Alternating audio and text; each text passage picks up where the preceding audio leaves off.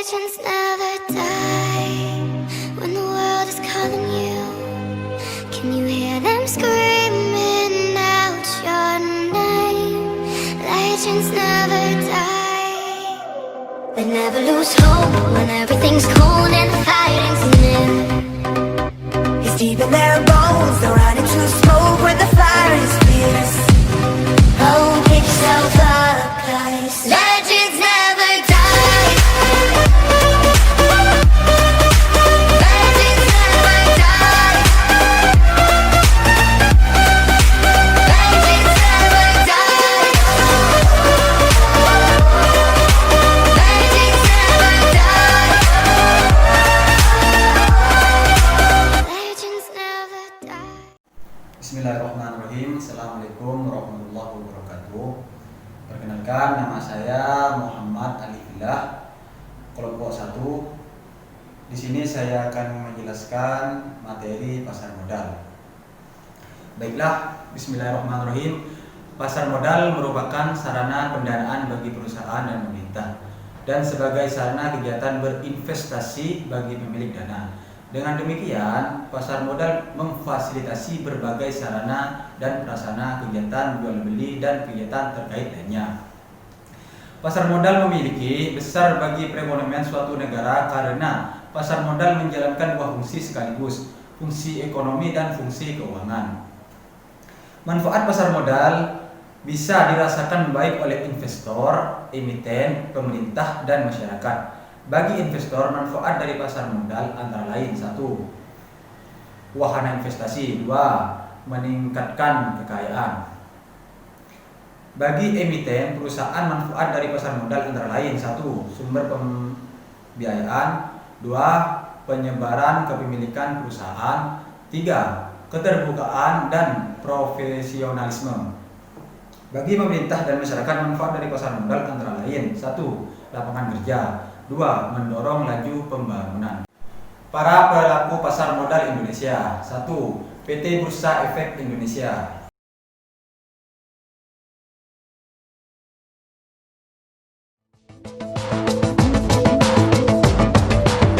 Bursa Efek Indonesia sebelumnya dikenal dengan Bursa Efek Jakarta. Dikutip dari situs pengelola kawasan SCBD, pembangunan Tower 1 selesai pada tahun 1994. Sementara Tower 2 selesai dibangun pada tahun 1998. Tower 1 dirancang setinggi 140 meter, mencakup 32 lantai. Demikian halnya dengan Tower 2 yang juga setinggi 140 meter, berisi 32 lantai. Gedung BI merupakan menara kembar dengan area mencapai 25.280 meter persegi. Selain itu, gedung BI juga menjadi markas bagi sejumlah lembaga keuangan, perbankan, perusahaan energi, perusahaan asuransi, dan konsultan properti ternama. Adapun manajemen pembangunan dari gedung yang sempat dikenal sebagai Bursa Efek Jakarta atau BEJ itu, yakni PT First Jakarta International. Menurut Gubernur DKI Jakarta Anies Baswedan, sertifikat layak fungsi atau SLF atas gedung BI akan berakhir pada Januari 2018. SLF ini masih bersifat sementara setelah Pemprov DKI melakukan uji kelaikan gedung pada Mei 2017. Rekomendasi penerbitan SLF dikeluarkan Dinas Cipta Karya, Tata Ruang dan Pertahanan DKI Jakarta dan telah diserahkan kepada Dinas Penanaman Modal dan PT SPDKI untuk penerbitan perpanjangan SLF. Rekomendasi saat itu dikeluarkan karena pengelola gedung telah menjamin seluruh struktur bangunan sudah sesuai dengan peraturan kehandalan bangunan melalui izin pelaku teknis bangunan atau IPTB. Indonesia. 2. Clearing Penjaminan Efek Indonesia atau KPEI.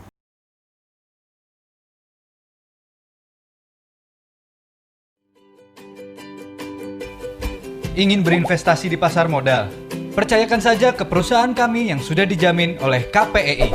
KPEI adalah lembaga clearing dan penjaminan yang menjadi perantara antara penjual dan pembeli yang tidak saling kenal. Fungsi KPEI untuk menentukan hak dan kewajiban, serta memastikan dipenuhinya seluruh hak anggota clearing saat jatuh tempo.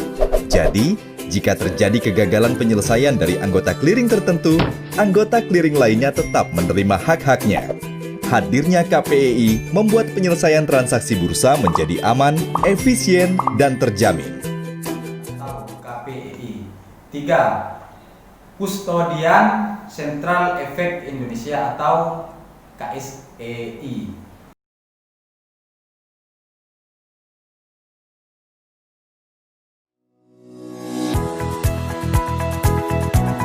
Sebagai negara dengan sumber daya alam melimpah, Indonesia memiliki potensi ekonomi yang besar, didukung jumlah penduduk keempat terbesar di dunia, menjadikan Indonesia salah satu negara tujuan utama investasi.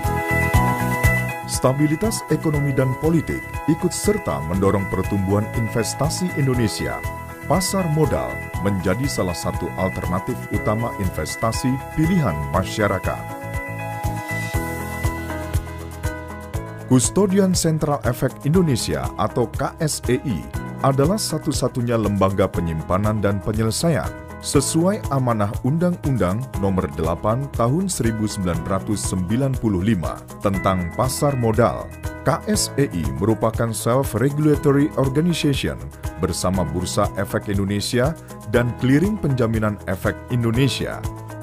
Pada tahun 2000, KSEI sukses menyelesaikan konversi efek dalam bentuk warkat menjadi scriptless, mewujudkan pasar modal Indonesia yang efektif dan efisien.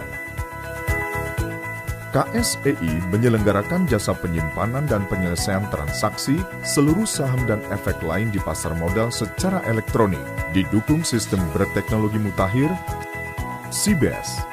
Pada Agustus 2016, Indonesia menjadi negara pertama di ASEAN yang menerapkan sistem terpadu untuk industri pengelolaan reksadana melalui implementasi S-Invest. Sejalan dengan pertumbuhan transaksi bursa, KSEI selalu memastikan kemampuan sistem CBS dan S-Invest agar selaras dengan perkembangan pasar modal yang dinamis. Sistem KSEI memberikan kemudahan dan kenyamanan bagi pemakai jasa untuk proses penyelesaian transaksi secara akurat dan tepat waktu. Untuk kenyamanan investor, KSEI meluncurkan fasilitas akses, sarana pemantauan portofolio secara online dan real-time. Fasilitas akses merupakan awal pengembangan SID, Single Investor Identification. Penerapan SID sejak tahun 2012 adalah komitmen KSEI dalam mewujudkan transparansi informasi dan perlindungan investor. Jumlah investor yang tercatat di KSEI terus meningkat dan tersebar di seluruh wilayah Indonesia maupun di luar negeri. Pemisahan rekening dana nasabah merupakan bentuk perlindungan lainnya. Untuk itu, KSEI bekerja sama dengan beberapa bank administrator rekening dana nasabah. Dengan optimisme tinggi didasari budaya perusahaan, KSEI terus melangkah maju memberikan pelayanan terbaik.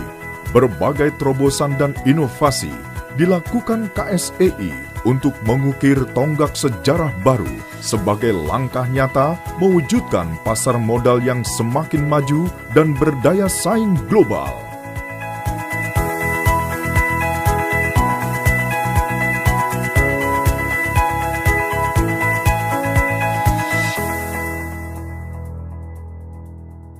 KSEI. 4. Perusahaan efek. 5. Perusahaan efek dapat berbentuk perusahaan efek nasional yang seluruh sahamnya dimiliki oleh orang perseorangan warga negara Indonesia dan atau Badan Hukum Indonesia. Perusahaan efek patungan yang sebenarnya dimiliki oleh orang perseorangan warga negara Indonesia, Badan Hukum Indonesia dan atau Badan Hukum asing yang bergerak di bidang keuangan.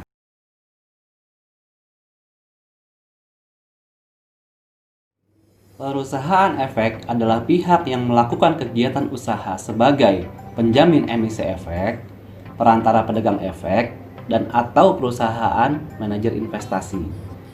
Penjamin emisi efek adalah pihak yang membuat kontrak dengan emiten untuk melakukan penawaran umum bagi kepentingan emiten dengan atau tanpa kewajiban untuk membeli sisa efek yang tidak terjual. Dengan kata lain, penjamin emisi efek merupakan pihak yang membantu dan mendampingi emiten dalam melakukan penawaran umum. Artinya, penjamin emisi efek berperan dalam pasar perdana dalam pasar modal. Penjamin emisi efek dapat membuat kesepakatan dengan emiten atas penawaran efek emiten.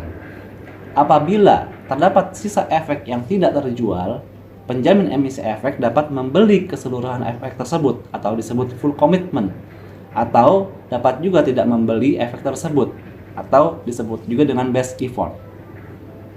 Dalam dunia pasar modal, penjamin emisi efek dikenal juga dengan istilah underwriter. Lembaga penunjang pasar modal. 1. Bank kustodian. Kustodian adalah pihak yang memberikan jasa penitipan efek dan harta lain yang berkaitan dengan efek serta jasa lain, termasuk penerima dividen, bunga, dan hak-hak lain, menyelesaikan transaksi efek dan mewakili pemegang rekening efek yang menjadi nasabahnya.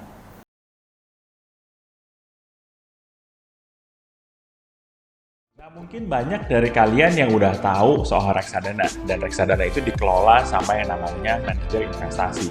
Nah, tapi di sebelahnya manajer investasi ada satu lembaga yang sama pentingnya dengan manajer investasi, tapi jarang dibahas. Nah, lembaga tersebut adalah bank kastedian. Nah, hari ini gue akan bahas soal bank kastedian supaya kalian tahu fungsinya itu apa. Nah, setiap reksadana itu dikelola oleh dua lembaga. Yang pertama adalah manajer investasi, yang kedua adalah bank kastedi. Nah, manajer investasi akan berguna untuk memutuskan saham apa aja yang harus mereka beli, saham A, saham B, atau saham C, atau mungkin juga obligasi yang mereka harus beli. Nah, pertanyaannya adalah, siapa yang megang semua uang dan semua aset yang mereka beli? Jawabannya adalah bank kastedi. Bank kastedi sebenarnya gunanya untuk penitipan uang dan penitipan barang-barang dan aset-aset yang si manajer investasi beli. Nah, tugas kedua dari si bank kastedi ini adalah menghitung NAB-nya atau nilai aktiva bersih. Nah, kalau misalkan kalian belum tahu apa itu NAB, gua taruh linknya di sebelah sini. Gua udah pernah bikin video sebelumnya soal NAB, kalian bisa pelajari di sana. Nah, setiap hari bank kastedi ini wajib untuk ngelaporin berapa banyak aset yang dimiliki sama reksadana tersebut dan dihitung dan dilaporkan. Manajer investasi kan diikat oleh beberapa rule oleh OJK. Misalkan untuk reksadana saham minimal yang mereka punyai 80% porsinya itu harus saham, nggak boleh kurang daripada 80%. Nah, tugas dari si bank kastedi itu sebenarnya adalah ngingetin, bro, manajer investasi, ini lu punya portfolio kurang dari 80% nih. Nah, tugasnya bank kastedian adalah untuk ingetin mereka. Dan biasanya dalam 2 hari kerja, 2 hari bursa, si manajer investasi itu harus ngebenerin nih portfolionya kayak gimana. Nah, yang terakhir tugasnya bank kastedi adalah kalau seandainya si manajer investasinya ini tutup, lalu apa yang harus dilakukan oleh bank kastedi? Nah, bank kastedi harus melikuidasi semua aset-aset yang ada di dalam dia, karena kan ini dua entitas yang berbeda. Kalau misalkan yang satu tutup, berarti aset-aset kita masih tetap ada di bank kastedi. Kalau misalkan bank kastedi itu melikuidasi dan menjual semua asetnya, lalu dibagikan kepada semua investor berdasarkan proporsi kepemilikan unit. 2. Biro Administrasi Efek atau BAE. Biro Administrasi Efek BAE adalah pihak yang berdasarkan kontrak dengan emiten melaksanakan pencatatan pemilikan efek dan pembagian hak yang berkaitan dengan efek.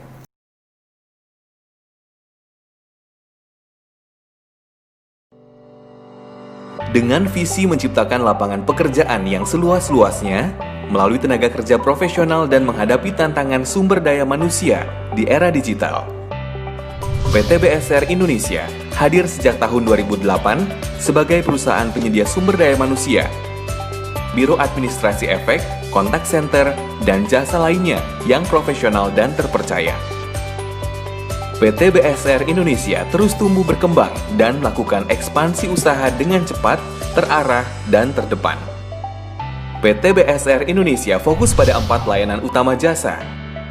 Pertama, untuk layanan penyedia tenaga kerja atau HR Services dan Facility Services. Di dalamnya terdapat housekeeping,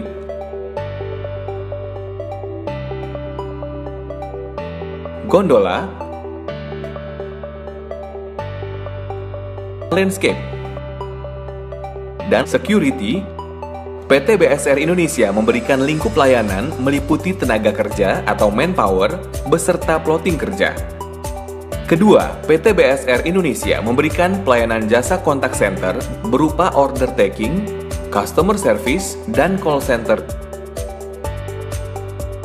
Ketiga, PT BSR Indonesia juga memberikan pelayanan untuk Biro Administrasi Efek untuk menangani administrasi saham, baik penawaran saham perdana maupun pasar sekunder dan corporate action.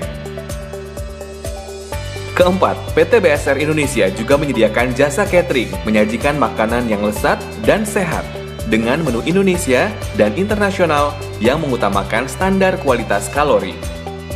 Berbekal pengalaman dan sumber daya manusia yang terampil, PT BSR Indonesia memberikan pelatihan dengan merekrut calon tenaga profesional menjadi tenaga profesional siap kerja dan kompeten. PT BSR Indonesia mampu memberikan keuntungan pengguna jasa, diantaranya perusahaan dapat fokus pada tujuan utama, efisiensi waktu, hemat biaya operasional, dan minim risiko. PT BSR Indonesia telah dipercaya oleh lebih dari 66 perusahaan nasional dan multinasional dan akan terus berkembang untuk mendukung pemenuhan tenaga kerja yang berkualitas. Kami siap menjadi partner terpercaya untuk kesuksesan perusahaan Anda dan bagi kemajuan Indonesia. BSR, Dynamic Integrity Visionary. 3. Wali amanat. Kegiatan usaha sebagai wali amanat dapat dilakukan oleh bank umum dan pihak lain yang ditetapkan dengan peraturan pemerintah. Untuk dapat menyelenggarakan kegiatan usaha sebagai wali amanat, bank umum atau pihak lain wajib terlebih dahulu terdaftar di Otoritas Jasa Keuangan.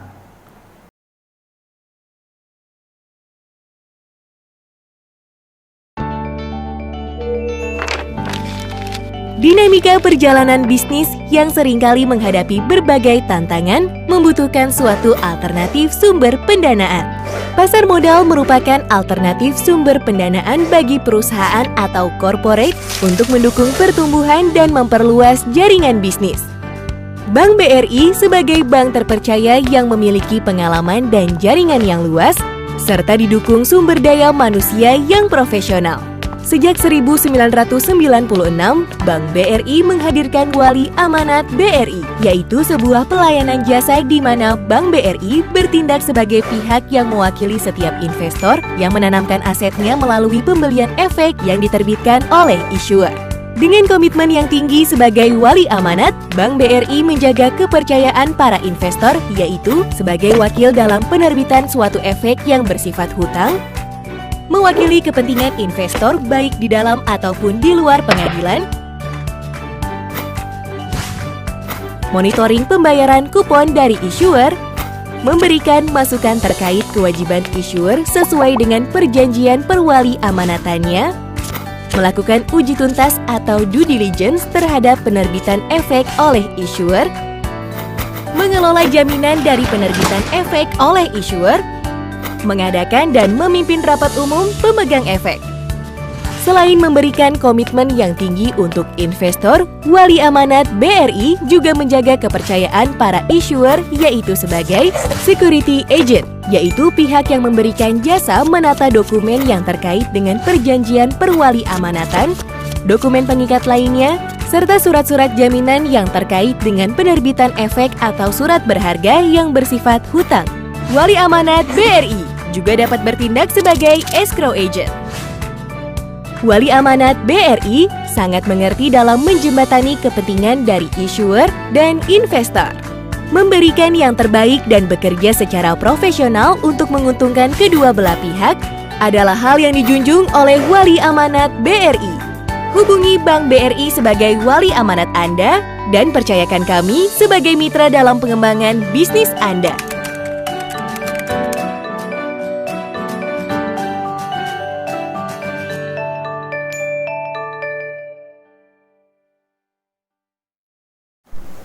Saya Akmal Ali Amin, dari kelompok 1, saya akan melanjutkan materi yang disampaikan oleh Alifillah. Profesi penunjang pasar modal. Yang pertama, akuntan. Jasa utamanya adalah jasa ansurans dari hasil pekerjaannya digunakan secara luas oleh pihak publik sebagai salah satu pertimbangan penting dalam pengambilan keputusan. Peran akuntan di sektor pasar modal adalah melakukan audit terhadap laporan keuangan.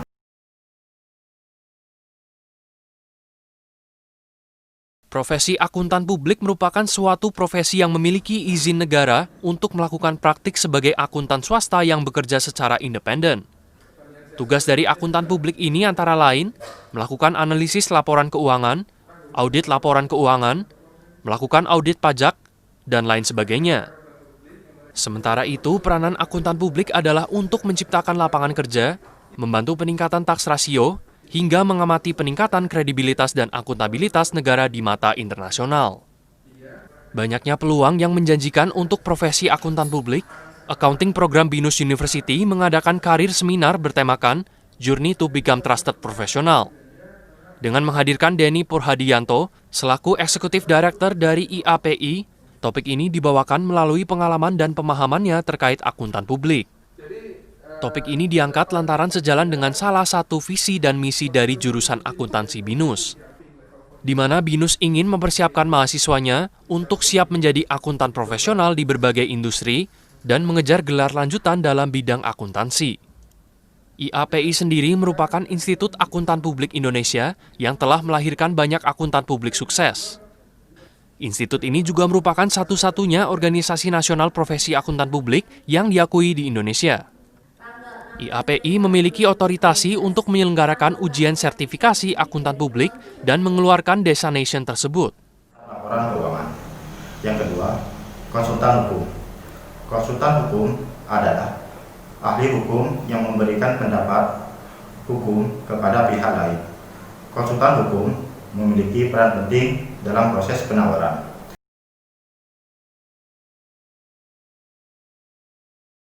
Saya Abdul Haris Lamatrum, Ketua Umum HKPM, ingin menyampaikan beberapa hal kepada para calon anggota HKPM yang sekarang sedang mengikuti pendidikan pasar modal.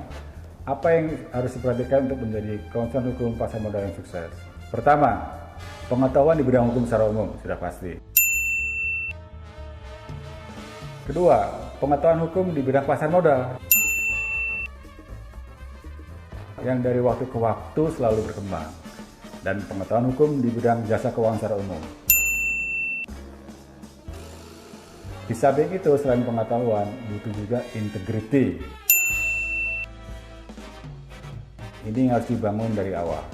Kalian hanya bisa sukses selain profesional, tapi juga berintegritas. Saya berharap kalian semua bisa memiliki hal tersebut dan bisa menjadi konsultan hukum pasar modal yang dalam proses penawaran. Yang ketiga, penilai. Penilai adalah salah satu profesi penunjang pasar modal yang dengan keahliannya menjalankan kegiatan usaha penilaian di sektor pasar modal.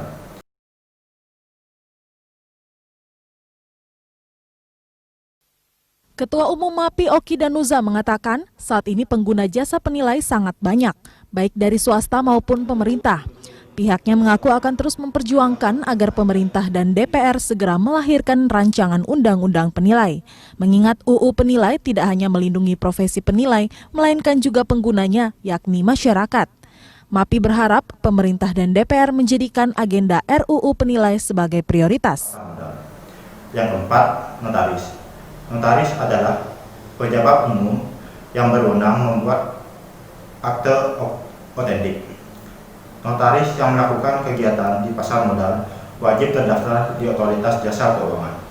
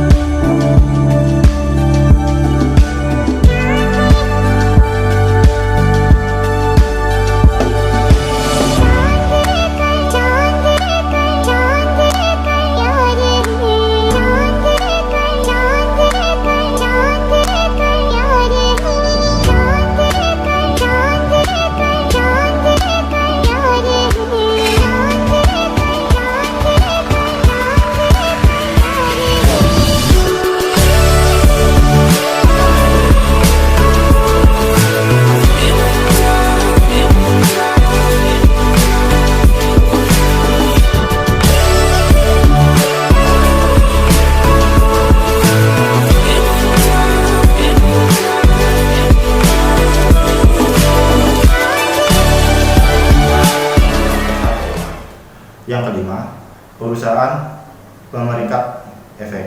Perusahaan ini merupakan perusahaan penasihat investasi yang tugas utamanya adalah melakukan kegiatan pemeringkatan atau objek pemeringkatan antara lain. Yang pertama, efek bersifat utang, sekut, efek beragam, aset atau efek lain. Yang kedua, pihak sebagai entitas, termasuk reksadana dan dana investasi real estate berbentuk kontrak investasi kolektif.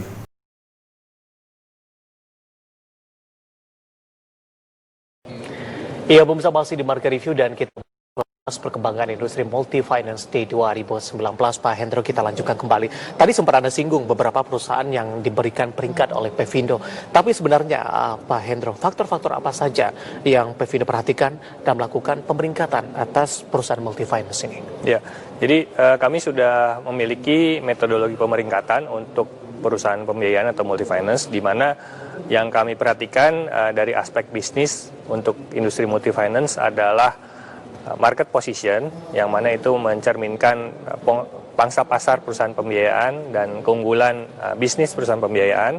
Lalu kita juga akan mengevaluasi bagaimana kemampuan jaringan dari perusahaan pembiayaan tersebut. Lalu diversifikasi usaha, apakah ada ketergantungan atau konsentrasi usaha. Dan yang terakhir dari aspek bisnis adalah kita lihat pengelolaan atau manajemen dari perusahaan pembiayaan. Dari sisi keuangan atau financial risk profile, kita akan memperhatikan 4 aspek, yaitu pertama permodalan, lalu ada kualitas aset, yang tadi rasio non-performing bagaimana, profitabilitas perusahaan pembiayaan dari sisi margin, dari sisi efisiensi, dan yang terakhir tentunya dari pengelolaan aset liability atau aset liability management dan fleksibilitas keuangan. Bagaimana kemampuan perusahaan pembiayaan itu untuk mendapatkan dana dari luar.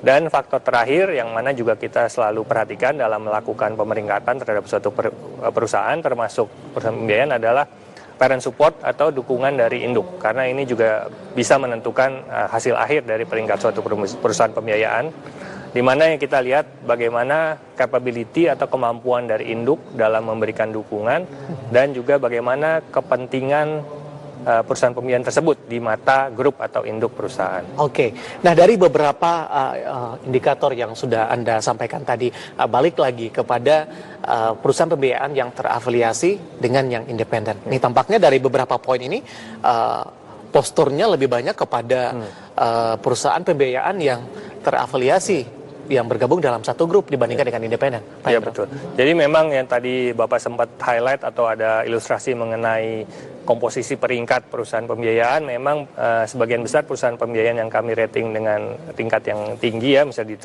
triple A atau double A, itu ada faktor dukungan induk yang cukup dominan, khususnya bagi perusahaan pembiayaan yang dimiliki oleh bank-bank yang peringkatnya baik, dan juga perusahaan pembiayaan captive tadi yang dimiliki oleh grup atau ATPM atau pemegang merek yang secara kinerjanya juga cukup besar di industri. Yang keenam, emiten perusahaan publik. Emiten adalah pihak yang melakukan emisi efek, melakukan penawaran umum, yaitu sebuah kegiatan penawaran efek yang dilakukan oleh emiten untuk menjual efek kepada masyarakat berdasarkan tata cara yang diatur dalam Undang-Undang Pasar Modal dan peraturan pelaksananya.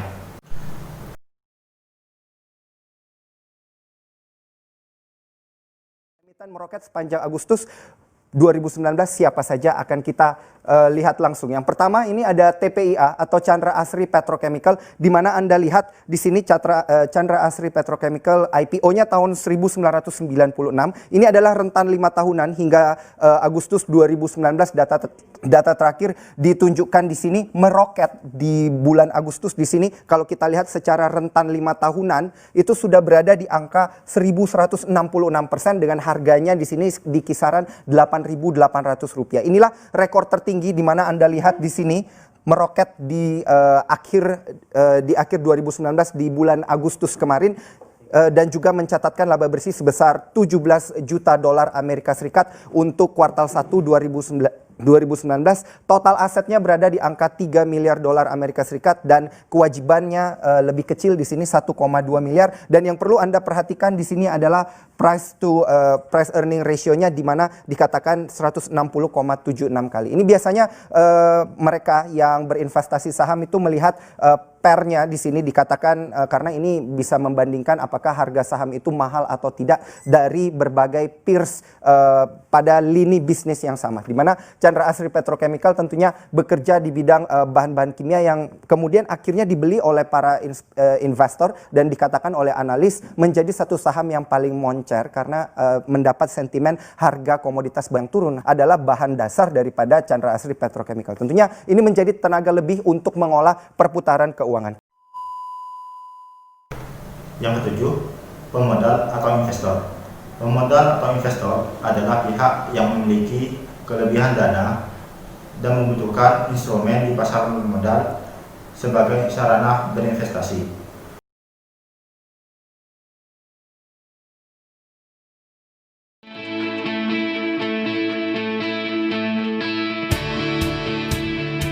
Agustus 1930, investor pasar modal paling sukses sepanjang sejarah Warren Buffett dilahirkan.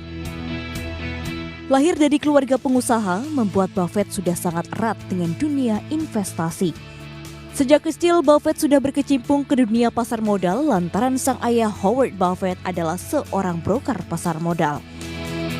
Usia 11 tahun menjadi awal mula Warren Buffett terjun ke dunia pasar modal.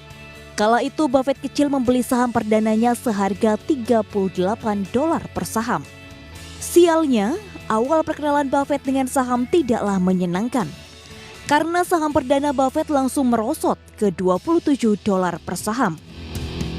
Hingga akhirnya saham perdana Buffett kembali naik ke harga $40 Amerika dan tanpa ragu Buffett menjual semua saham yang dia miliki. Buffett pun kaget mengetahui bahwa beberapa bulan kemudian saham perdananya sudah melesat hingga $200 Amerika. Berangkat dari kesalahan dan keinginan memperdalam ilmu di dunia pasar modal, Warren Buffett memutuskan untuk masuk ke Columbia Business School yang juga mempertemukannya dengan investor fundamental kakap bernama Benjamin Graham. Buffett mulai karir awal sebagai seorang broker dan marketing di perusahaan sekuritas. Sembari kerja, Buffett mulai mendalami ilmu fundamental bersama mentornya, Benjamin Graham. Sejak saat itu, Buffett percaya bahwa harga saham sering salah karena fluktuasi harga yang tidak rasional. Menurutnya, investor cerdas adalah investor yang yakin dengan pilihannya dan tidak mudah mengikuti orang lain. Puncaknya di tahun 1962, Buffett menjadi jutawan, di mana dia bisa menghasilkan cuan hingga $1 juta dari pasar modal dan mulai membeli perusahaan tekstil Berkshire Hathaway yang menjadi cikal bakal terbentuknya perusahaan konglomerasi milik Warren Buffett. Asa menjadi investor kakap mulai muncul. Melalui perusahaannya, dia mulai berinvestasi di perusahaan media besar seperti Washington Post hingga ABC News. Setidaknya Buffett menghabiskan dana hingga $3,5 miliar demi masuk ke industri media. Tidak berhenti di sana, Buffett terus melancarkan aksi investasinya masuk ke industri konsumer dengan masuk ke saham Coca-Cola. Keputusan Buffett untuk membeli saham dengan fundamental kuat sangat tepat. Dari sana pundi-pundi dividen terus dikumpulkan. Dan Buffett terus mengakuisisi perusahaan besar seperti General Electric, General Motor hingga Walmart.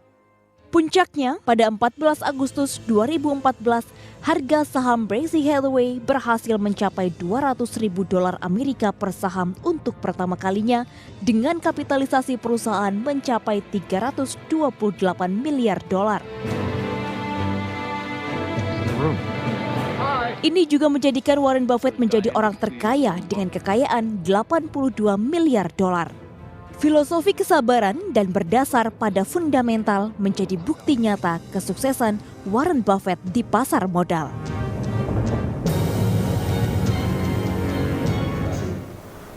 Yang kedelapan, penilai harga efek.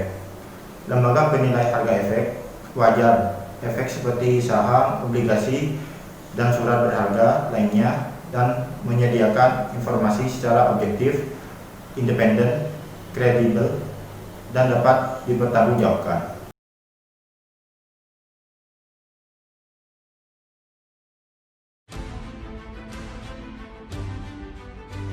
Pasar obligasi atau bond market adalah bagian dari pasar modal di mana instrumen keuangan seperti surat utang negara, obligasi korporasi, sukuk atau surat berharga syariah diterbitkan dan diperdagangkan.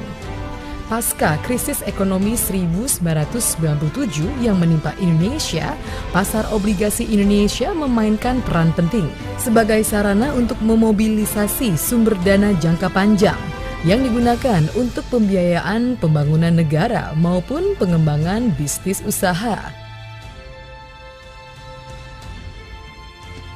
Pasar obligasi Indonesia juga berkembang menjadi sarana investasi bagi masyarakat melalui aktivitas jual beli obligasi maupun produk berbasis obligasi. Memasuki tahun 2005, perekonomian Indonesia mengalami tekanan. Dimulai dari melemahnya nilai tukar rupiah terhadap dolar Amerika Serikat sebagai akibat dari naiknya harga minyak dunia pada saat itu. Hal itu menyebabkan melonjaknya beban negara atas subsidi bahan bakar minyak atau BBM, sehingga memaksa pemerintah menaikkan harga BBM hingga 87,5% di tahun 2005. Sebagai akibat dari kenaikan harga BBM saat itu, tingkat inflasi selama tahun 2005 meningkat tajam. Sebagai upaya meredam laju inflasi saat itu, Bank Indonesia sebagai otoritas moneter segera mengambil tindakan dan kebijakan yang bertujuan mengurangi likuiditas di pasar. Dipertanggungjawabkan. Penyelenggara program perlindungan investor efek Indonesia ada dua, yaitu Indonesia Security Investor Protection Fund.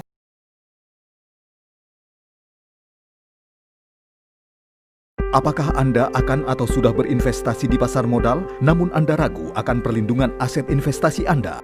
Di pasar modal, perlindungan aset Anda bagi kami adalah prioritas. Memberi rasa aman dan nyaman adalah tugas kami. Kami hadir sebagai satu-satunya lembaga yang ditunjuk Otoritas Jasa Keuangan atau OJK untuk melindungi aset investasi Anda. Di pasar modal Indonesia, aset investasi Anda dilindungi oleh Dana Perlindungan Pemodal.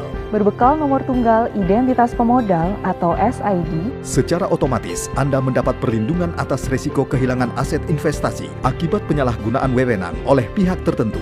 Dalam hal terjadi kehilangan aset, kami siap berdiri di samping Anda untuk membantu pengembalian aset investasi dan mengawal segala prosesnya. Inilah bentuk nyata keamanan dan kenyamanan yang kami berikan dalam berinvestasi di pasar modal Indonesia. Jadi jangan ragu lagi, mari berinvestasi di pasar modal Indonesia. Protection Fund. Yang kedua, Badan Arbitrase Pasar Modal Indonesia.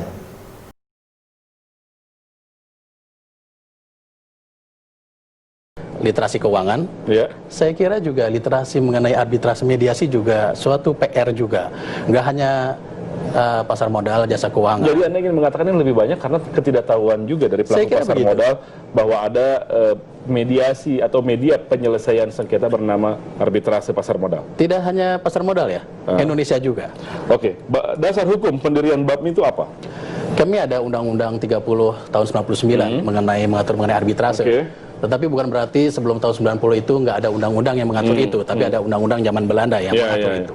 Artinya dari sisi konsepsi mekanisme arbitrase itu udah dikenal lama. Dan artinya memang sudah kewajiban di pasar modal ada instrumen arbitrase. Nggak ada kewajiban. Nggak ada kewajiban. Tidak ada kewajiban. Tetapi industri pasar modal adalah industri yang pertama kali menyadari bahwa keberadaan lembaga arbitrase mediasi adalah suatu keharusan dalam infrastruktur suatu industri. Kita bisa lihat kemudian. Jadi orang tidak sedikit-sedikit masuk pengadilan, sedikit-sedikit. Seharusnya memang jangan begitu ya. Artinya pasar modal mendahului. Kemudian.